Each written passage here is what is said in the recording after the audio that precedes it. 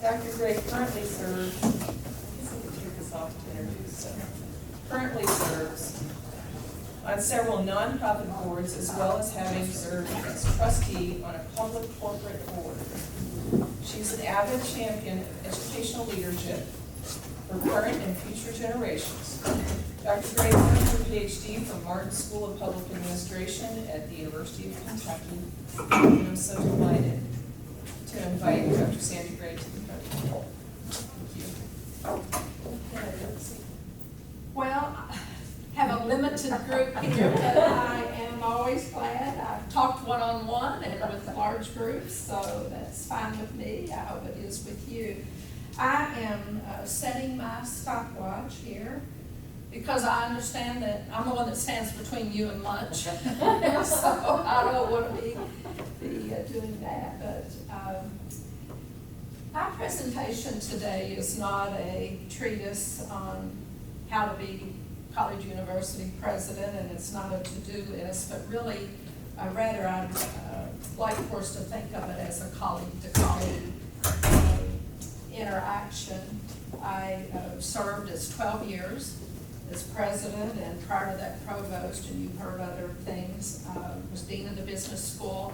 But I spent the early part of my professional career in banking and finance, because I come out of finance and economics. And so, but I love higher ed. It's a great privilege for me to address you today. And I understand that being a president is an extraordinary task, but particularly in these days. In fact, I should also give another disclaimer. I'm really a substitute for today. Someone else had been scheduled to come, and it was a president friend of mine in another state, and when issues were surfacing on his campus, he called and said, "Can I give your name to J-Box, because I'm not going to be able to come?" And I said, "Yeah, sure, I'm glad to talk to him." And he said, "But then I have another question.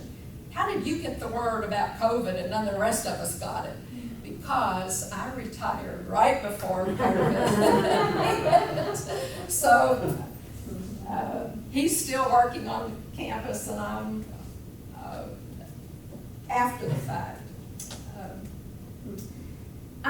I want to say that I am excited for you, though, because these are extraordinary days. I think of the quote that we all love and identify with of Charles Dickens. Let me come back. It was the best of times, it was the worst of times. And I know each morning you wake up and that may be the best of times today, and the next morning might be, oh, these are the worst of times. It was the age of wisdom. It was also the age of foolishness. It was the epoch of belief. It was the epoch of incredulity. It was the season of light. It was the season of darkness. It was the spring of hope. It was the winter of despair. And I can relate to this. We had everything before us. We had nothing before us. And you experienced that as presidents, CEOs. But I would say to you that such is the rhythm of leadership. Today it happens to be the pandemic. I came into the presidency in 2007, and if any of you were in leadership roles, I'm sure you were at that time, I went to work one day, endowments are great, you know, everything's going wonderful, and at the end of the day, we lost 28% of our holdings. And it was just a major crisis when the markets went south. And I will say, too, that I was the first female president of our university, which is 130 years old. And I was also the first non-pure academic, because I came out of finance and economics. But I want to tell you, on that day when we lost 28%, I think the board took great comfort in knowing they had a finance person sitting in the seat. And so we all have those moments, but I do know the pandemic, COVID, and then all of the other kinds of issues that are going on today are huge. Higher ed is an industry that's been ripe for disruption for decades. I think the pandemic really just surfaced some of the fractures that were already in place. And so I know that you are filtering through a lot of things. I don't know how well you can see that. This is a bull blocking a gateway. And this is a real picture. It's in the Cotswolds. My husband and I love to take long journeys, and so this was a 120-mile walk, and we woke up of the morning when we were going to start our time. And I can tell you, Presidents, it's a great way to unwind, because when you walk across sheep fields and pastures and climbing up and down areas, a lot of things begin to fade away. But we woke up to start our journey, and there was a bull blocking the gate. And I remember just standing there laughing. It's like, boy, can I ever relate to this? I feel like I'm back on campus. I've got all these things I want to do, but there was something blocking my way. So we'll be talking in this about how to try to unblock the gates. But my thinking about this, opportunities forged in disruption, that's the title of what I want to share with you today. Opportunities forged in disruption. And there are unique opportunities available to you, to us today, that are because of the climate and where we are. And this really became very pointed for me on New Year's Eve, 2020. I love New Year's. You know, January 1st is a different day than December 30th. I start the new year, and it's like, you know, here's a whole new beginning. We've got all these things to do and want to do. And so New Year's Eve has always been a big celebration. And so here we were with restaurants not open, and the typical music venue that we went to wasn't able to be in place. And so my husband Ken and I, it was the two of us. And so it's like, well, I guess we'll celebrate New Year's at home.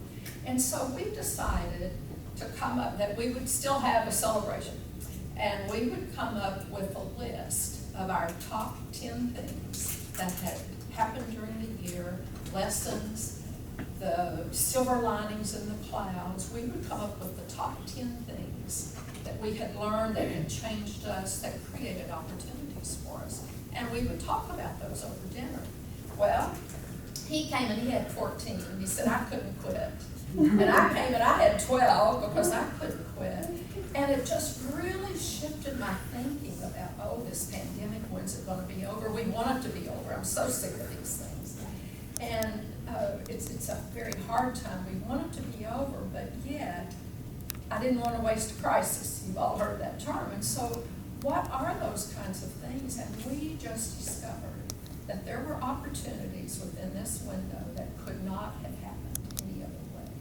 And so that's what I want to that's really what's driving, and what had already begun to drive my thinking to be talking along this topic even before Jay called me to speak. And so some things I'm going to push through quickly. And I said to Dr. Darden, Mary, full disclosure, I've not yet read her book.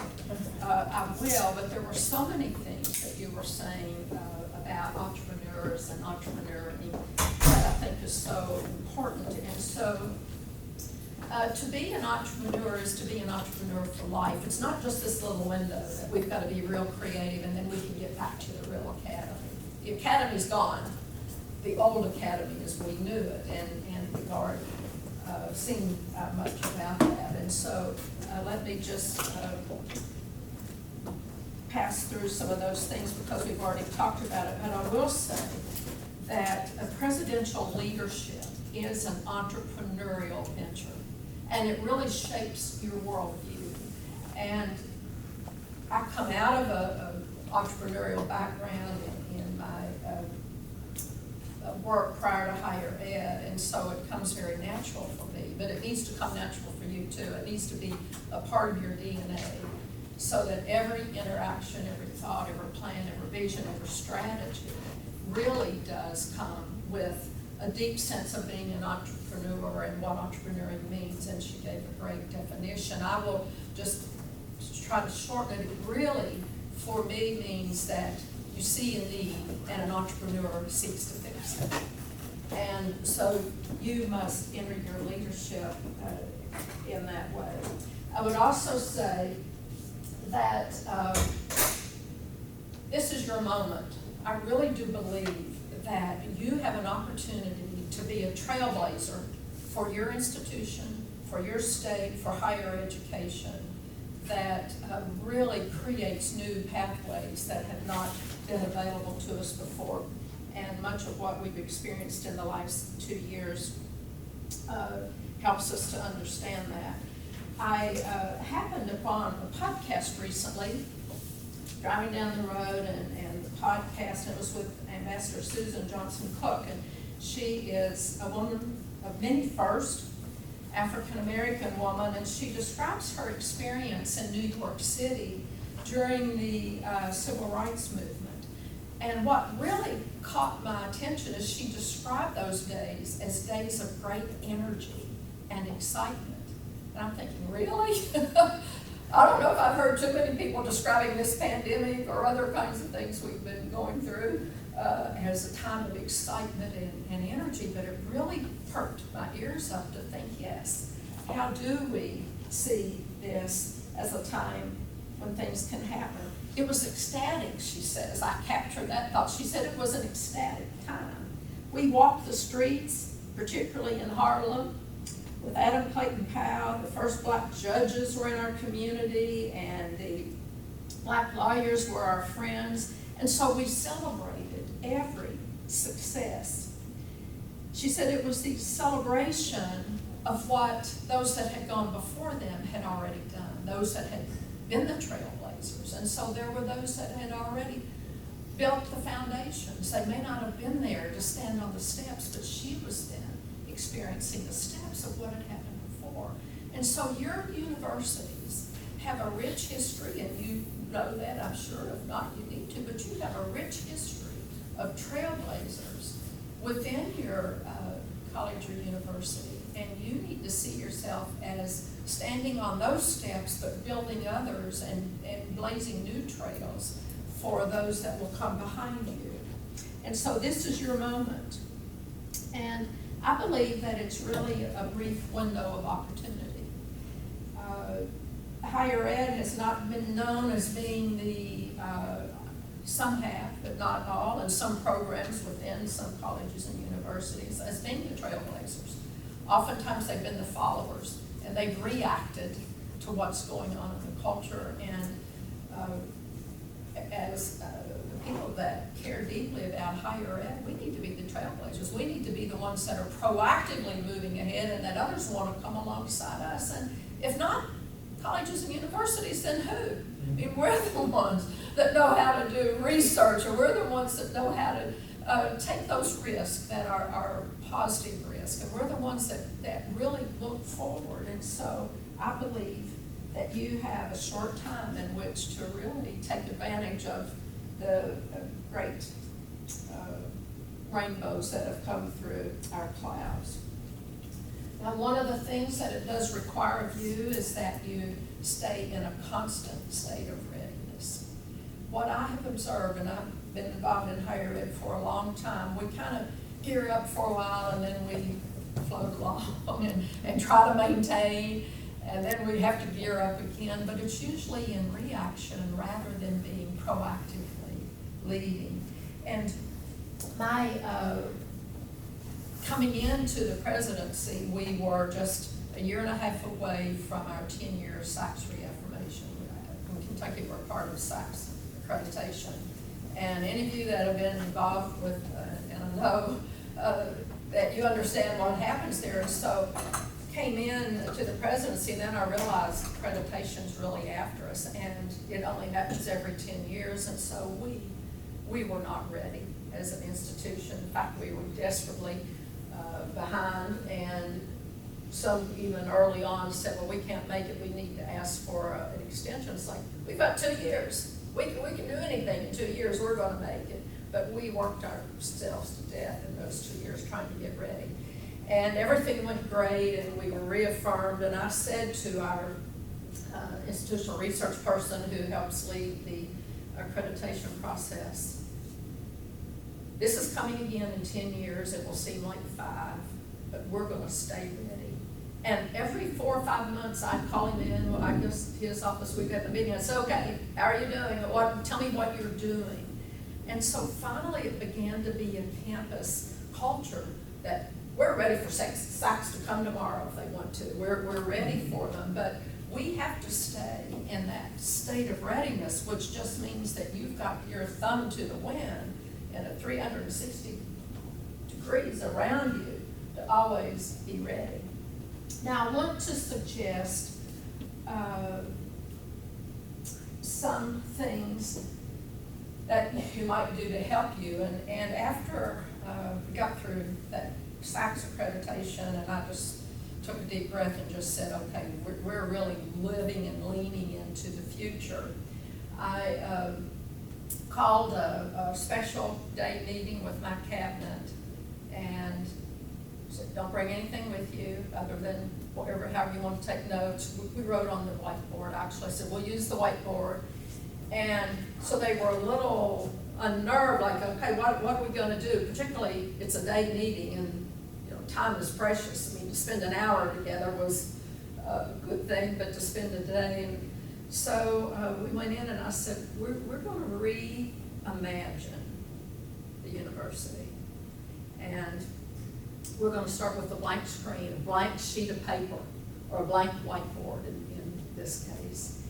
And let's design a university that would be how we feel that we could best serve our students, our constituency, our state, to raise the bar of education throughout not just our state, but the nation.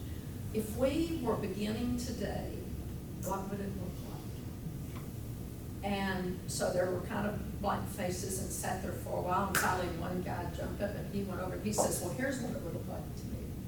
And so then we began talking, and after a while, I mean, time just went by, but wonderful ideas. And one fella said, about halfway in, he said, well, I feel like I've cut a vein and bleeding all over this. He said, everything I love, my passions, my desires, and my creative juices are just spilling out. And it was a great way to put it, because we had great laughs, but we also had a few tears during that time, because it helped us to realize how bogged down we had become in the traditions. And so it came to me while I was there. I said, okay, here's the language. We're going to make a distinction between tradition and heritage. Our Asbury University is 130 years old, as I said. We are a faith-based institution, and there are things that are very important in our mission to us that we cannot veer off of mission. But the danger of that is that there are a lot of other things that we can veer off of, but it's like we've got to hold on to all of it. And I said, we're going to draw a line. I drew a line on the board, and here's what's tradition, and here's what's heritage.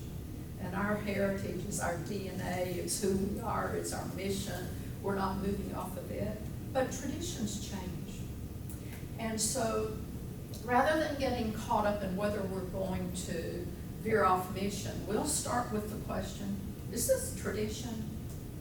And traditions are good. Just because they're traditions don't mean they need to go away. But there are some traditions that do. And this conversation really helped us to think through the difference. And it particularly helped us then in talking with our constituency, because alums are very committed to their university. How it was when they were there, that's who Asbury is. Could have been 30 years ago, that's their university. And so it helped us in conversation with them to say, so what was really the value added, the value proposition, what was driving in the heritage and tradition? And so it wasn't long, that conversation filtered across campus, and we took it across campus, and it really helped us to break down those barriers of what were traditions, and then we say, are these traditions that have outlived their usefulness, so we need some new traditions. So we began with a blank screen. If you haven't done an environmental scan on your campus, we did that, and just really looking at our entire campus environment and all the constituencies. It took a good bit of time, but it really helped us in understanding how we might move forward. And so to forge opportunities in this particular day and time, you need to look for strategic shifts. And I think we need to have specific shifts, ones that redefine, doesn't change your mission, but it redefines your structures and the way you go about delivering your education. It may mean mergers, certainly means more collaboration with industry, and it certainly means to do a search of all the campus assets. I appreciated talking about Sweetbriar and the 3,500 acres. Asbury has 750. We thought that was a lot here in Kentucky. But the campus community is really using a very small percentage of that. And so I began, coming from finance, looking at these as idle assets. And so what other idle assets did we have that could have been generating revenue streams for us, but we were not using them? And so then I began to see campus buildings that were still dark at 8 o'clock in the morning because faculty didn't want to teach at 8 o'clock, or hallways that weren't as active at 3 or 4 in the afternoon because they like 9 to 3, and we weren't fully using our assets in terms of space, in terms of facilities, in terms of competencies of our faculty and staff. And so we actually started looking at that as well to see what idle assets there were. Now we didn't plant crops, but we did rent out some of the space. Actually, had talked to a local farmer, and he began growing hay. He would cut the hay and bale it for his crops, and we have an equine program, and so then he started baling hay for us to feed to our horses, and so we were buying hay, for goodness sakes. And here we had this land that wasn't being used. So I want to encourage you to be aware of what referred to and the literature refers to as an escalating commitment to those things that you've always done, and because you've always done them, you keep doing them, and then you continue having a deepening commitment. The longer running the bureaucratic processes, the higher the exit barriers really for you to get out. And so I would encourage you to think about just beginning with a blank screen. My husband's an architect, and when he is working on a project, he begins with a blank sheet of paper. And that's what really kind of gave me that idea when I just saw him on his drafting board, and here's this blank piece of paper, and it's, where do you put the first line? How do you begin the drawing? And so then I thought, I need to start with a blank sheet of paper. And so I encouraged him. It was just really a very meaningful experience for us. And actually, in thinking as an entrepreneur, I started, and our cabinet would even have this conversation, that we really need to think of ourselves as a startup. And so we would begin each academic year, we would have in the summer, cabinet and I would meet, and we would be planning for the next year. And so let's think of ourselves as a startup, but you have an advantage because you have resources to start with. You already have you have assets, you have your plant, your facility, you have your human resources, you have financial resources, and so think of yourself as a startup. We didn't do the blank screen, blank whiteboard again, but we would think of ourselves as a startup. What would be different for this new year? And I think we will increasingly have to see ourselves as a startup. Think about what time frames you want to operate within. My very first faculty meeting I went to after being in the corporate world and in banking. And so I came into faculty meeting, it was the first one, and so here are these hundreds of people, the faculty meeting. And they talked, and they talked, and they talked. And after about 2 hours, it was over, and we left, and I'm thinking, so what's my takeaway here? And as we walked out, one of the, a beloved literature professor said, wow, wasn't that a great meeting? He says, we could write a white paper on that. And I'm thinking, so what did we accomplish? And so, what time frame are you comfortable with? And it was hard for me to sit for 2 hours in a faculty meeting and feel like you walked away without too many takeaways. Now, I came to understand, I'm an academic now through and through. I love what higher ed does. But what time frame are you willing to work within for there to be outcomes and for you really to feel that you've been able to move the needle? And I believe that the academy must narrow that time frame. And in saying we can't do something, switch that around and say, so how long will it take us to do it? That's what I said to the fellow that said we can't do reaffirmation in 2 years. I said, okay, so how long is it going to take us? We just have to begin with that. The next thing that I want to talk about, and probably for me, of all of my thoughts and comments for today, this is the biggest piece.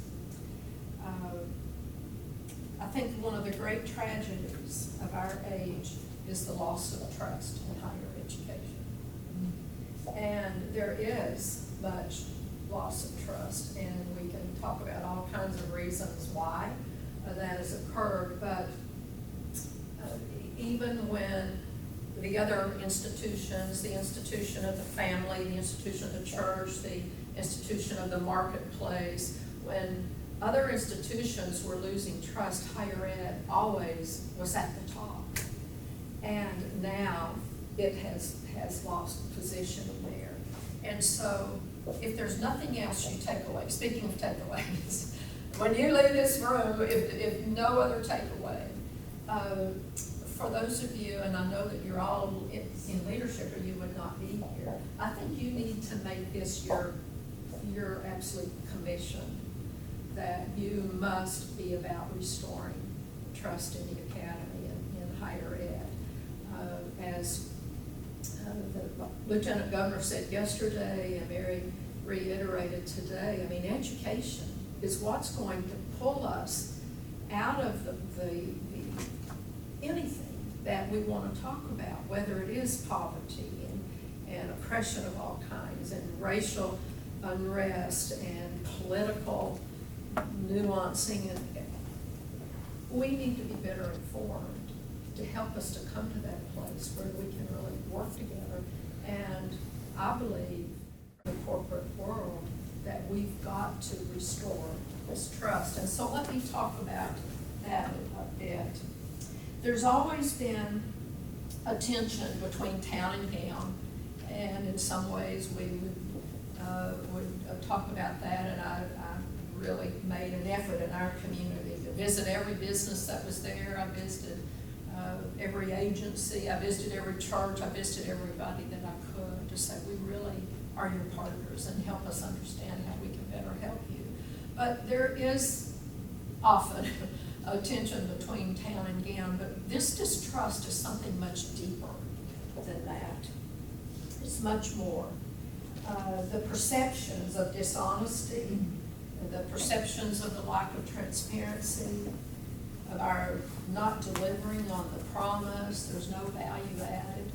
I will say, even in unsolicited, in the last 2 weeks, I had a communication from a faculty person at one of our Kentucky institutions that will remain unnamed, and she said, we just don't trust anything we hear and see and read of what's coming out of our university. And she said, and she's a dean, and she said, it's so hard to lead when people are so distrusting. And it is, it's hard to lead others, because even though you may be found trustworthy, knowing that that's a part of your culture is really harmful to the institution. And so, some of you were in the prior session in talking about change, but I want to say to you that I believe that change moves at the speed of trust. And if we do not have a high level of trust, we're going to have a hard time bringing about change.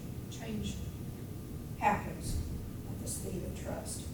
And your ability to make sustainable changes will depend on that. So how do we regain the public trust?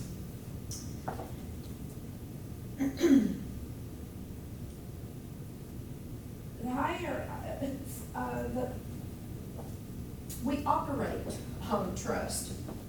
And I think there are several contributing factors, and I won't have time to go over all of them. Let me just suggest some that I think are the most critical.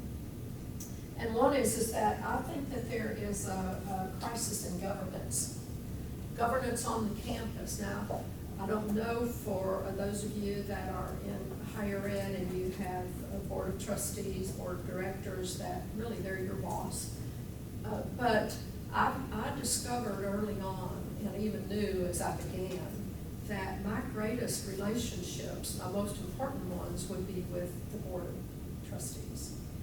That if I could earn their trust, not just have it, but if I could, they had named me as president, so obviously I came in with unanimous approval in coming in, and so I knew that I had their trust, but I also knew that I had to take proactive steps to keep that trust. And so to the extent you are able to have involvement with your trustees to help them come alongside you, to say this is a focus for me, it's a commitment for me, and I want you to help me, then I believe that they will come alongside you. So I really think that you have to work with your board of trustees.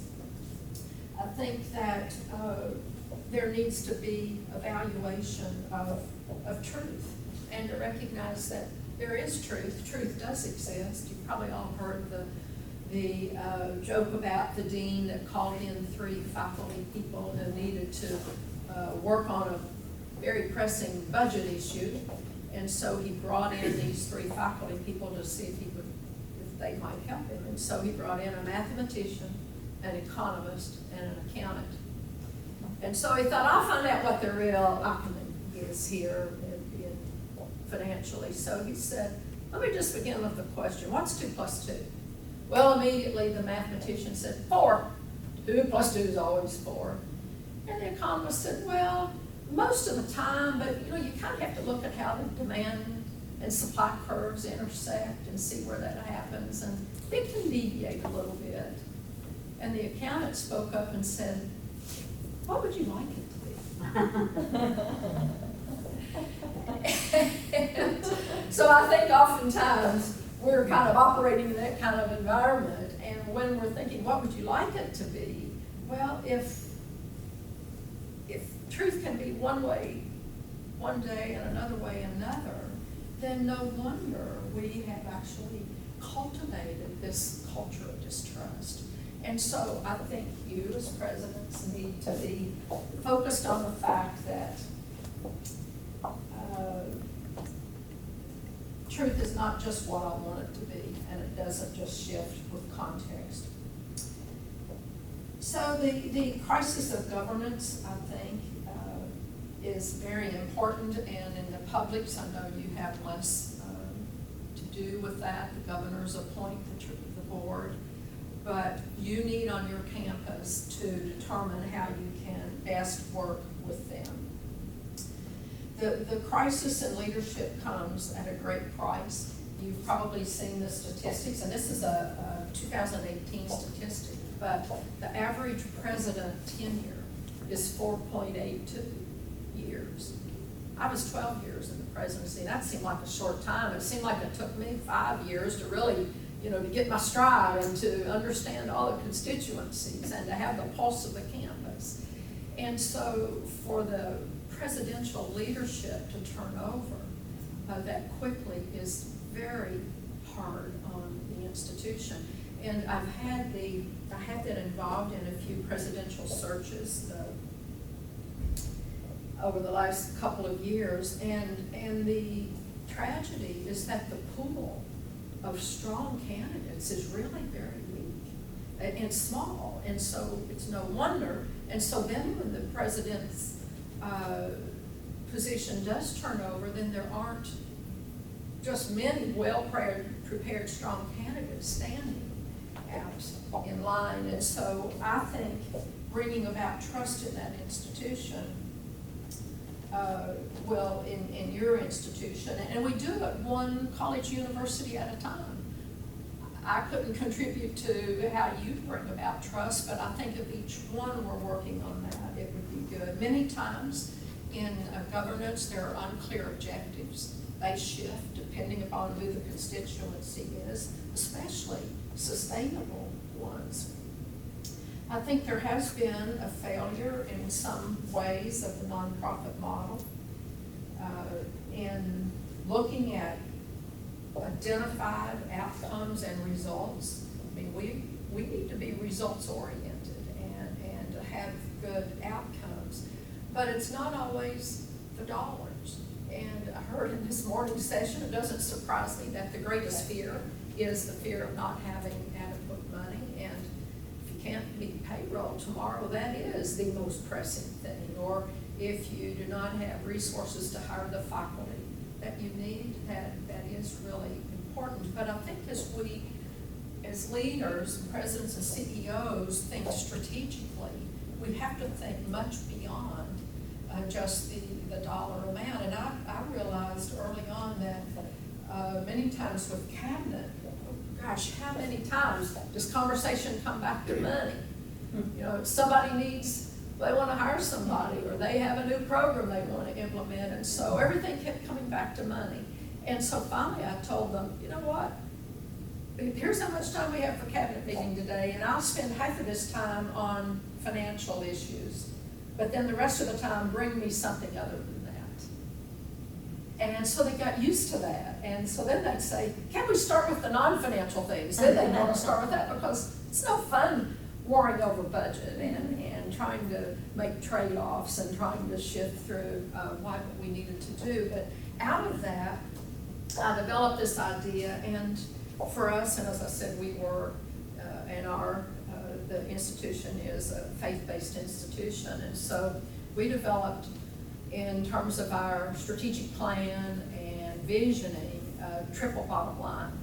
Now, I come out of finance, and so I know that, you know, there's always the bottom line. How many times do we hear about the bottom line? And so I know that when accountants, CPAs would do our annual audit, bottom line mattered, and with accreditation, bottom line matters, and so I understand that. But to keep us from just being so focused on outcomes based on the bottom line is that we're going to have a triple bottom line.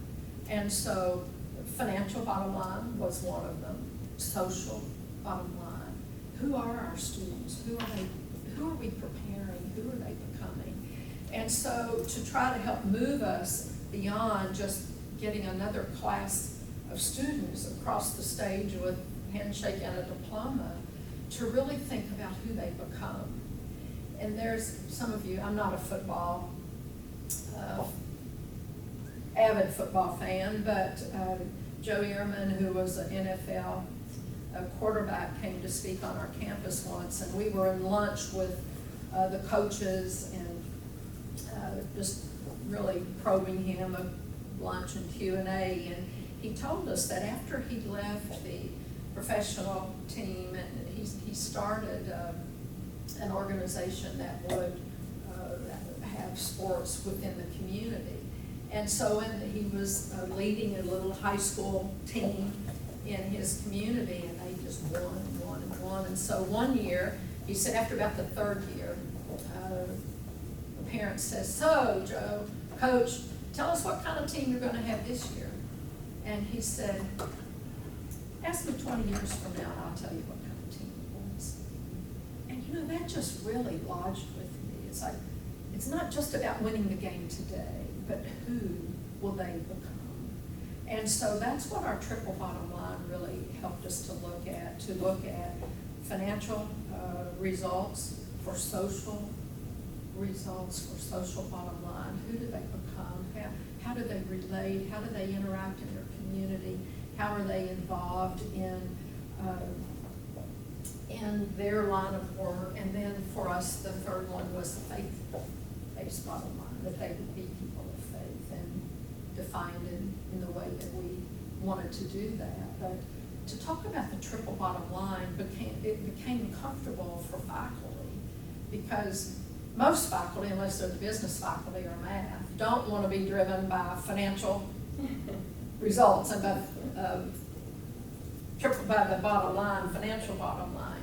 And so I think that as we try to change the level of trust to move beyond just a government that focuses on bottom line, my timer's about up. Let me move on. And I wanted to leave, that clock isn't right. No, it is 11:49, you still have 11 minutes. Yeah, I do. So let me move on quickly to the next thing. Jump-starting imagination. A lot of times CEOs and presidents are not always known for being people with strong imagination, but I would say that few powers are more determinative of a president's successful career than the power of imaginatively grasping the task of leadership. So this is a moment for a fresh academic imagination. And okay, so those words sound good. What does that mean? You have the opportunity to nurture and cultivate imagination on your campus. I've had faculty, students, staff that would come to me and say, well, we need to be more creative, or how can we be, let's be innovative. And I learned to start pressing that issue. To not just say, yeah, you're right, but so what does that look like for you? What suggestions do you have?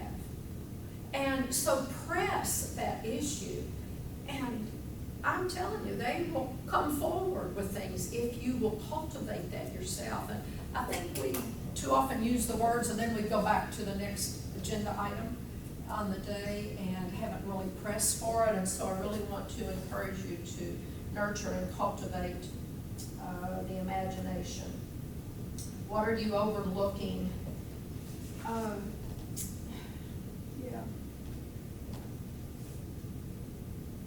So what's the discovery for the emerging opportunities? I started with saying that there are opportunities that are coming in these days that you would not have had otherwise. And I can say this easily because I'm not on the campus, and so I would say if I were president, if I were still president, I would do a lot of those things. Let me just own it, I didn't have the courage to do. When I was there, it's like that person that just really does need to be moved on out. Or a program that's really already dying, and so let's just go on and say that that program needs to end, and yet there was such commitment. It's like, do I really want to rock the boat? I had a trustee that we had on-campus board meetings twice a year, and one that was by phone.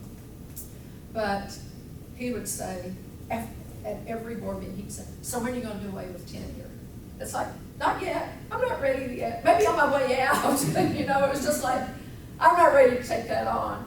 But is there a different model? And I don't know if all of your schools have tenure, but there are advantages to it. I know for faculty and being able to hire, but if that is something, in fact, if I were still there, I'd probably be able to say to my trustee, it's like, you get the rest of the board to agree with you and we'll go for it. And maybe to have a 3-year rolling contract, or to do something different, I don't know, but I'm not sure of what the whole notion of tenure, and I'm an academic, so you can all disagree with me, but I'm not sure that it's still relevant today. What other industry has a guaranteed job? So I would say to you, whatever those things are that you really love to do, but it's just like, yeah, I can't take that on, I've got too many other things I'm doing, that I don't want to rock the campus us over that. What is it? What is are there employees that really do need to transition out? And this gives you the opportunity to do that maybe you didn't have before, because you are, most likely, most institutions are, whittling budgets and trying to stretch their financial resources. And so the notion of tenure, the curriculum, we, Asbury is a liberal arts institution, and so, they're just really, and I value liberal arts. I think liberal arts is so critical. But I think we need some new language around it. And the School of Music and the Art Academy, and those might need to look different than they do today. And so can we build value around redesigned liberal arts that would gain greater appeal to students coming in? And so look at your curriculum and what are those programs that do need to be eliminated or ones that need to be redefined.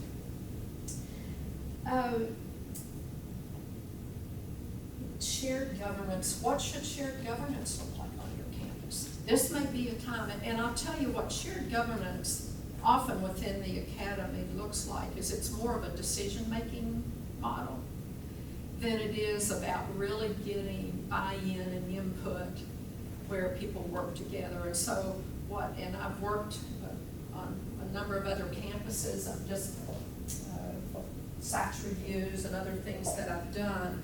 And I've found that sometimes there are shared governance plans and programs that are really more about being able to help make a decision. So there's authority, but there's no responsibility. The authority exceeds the responsibility. And we really worked on trying to make sure in our shared governance approaches that there's responsibility that comes with that.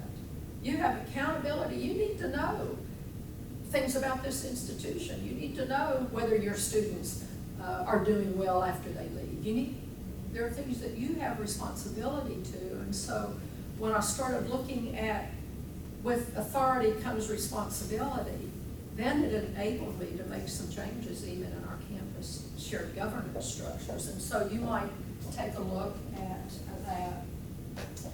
Let me move, because I do want to leave just a few minutes.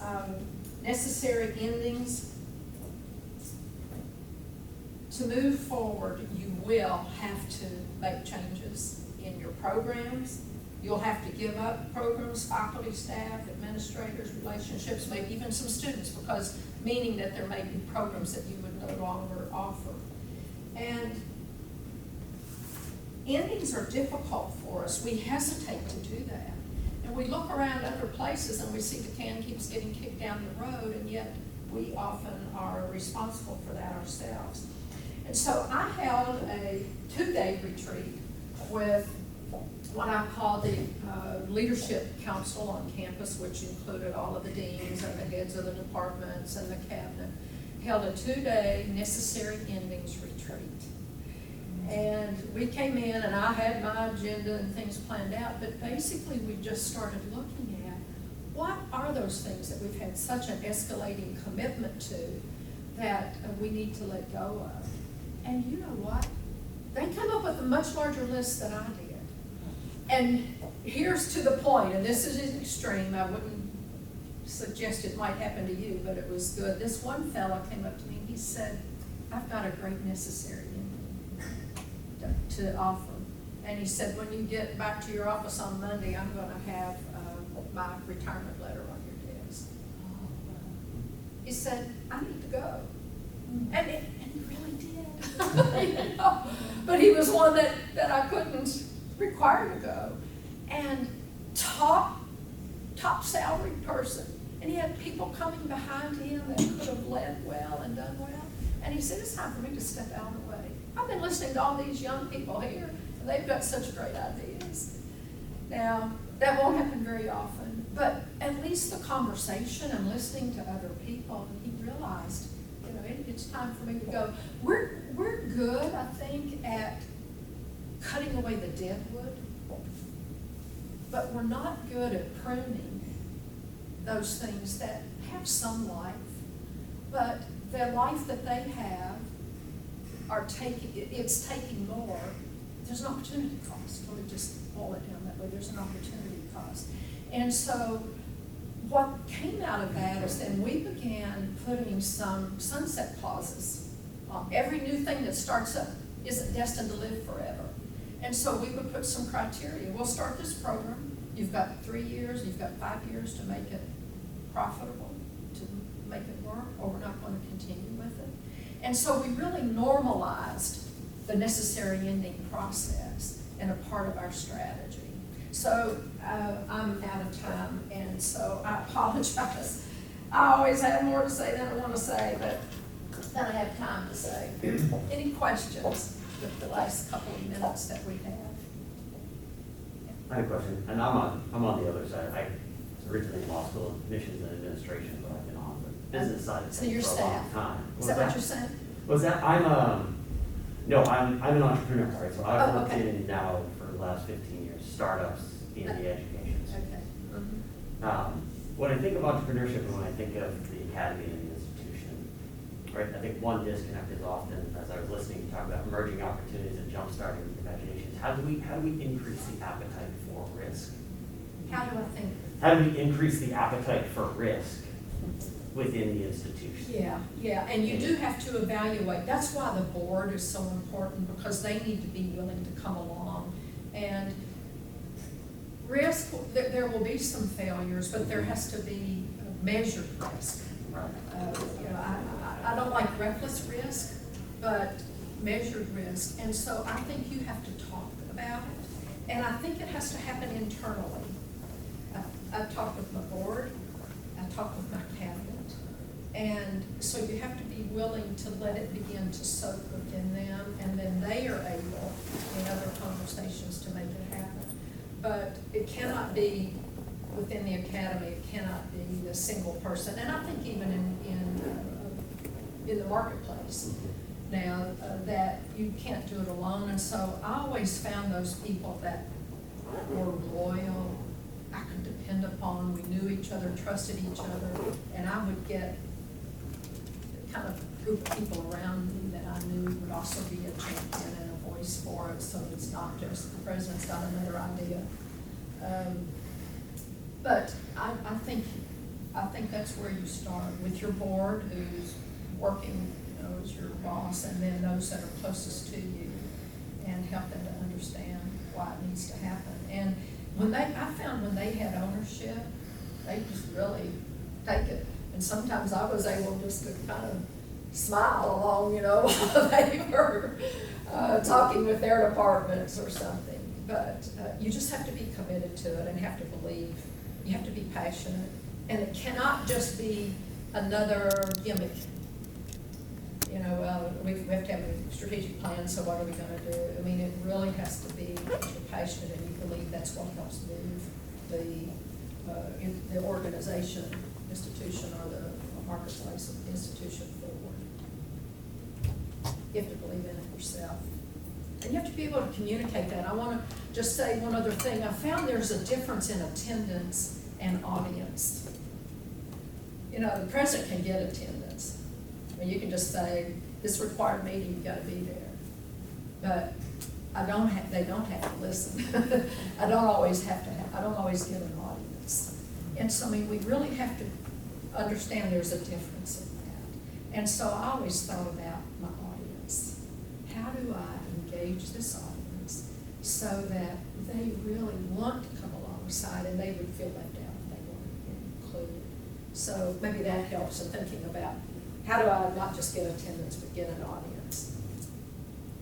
Thank you so much. I'm sorry for going so quickly.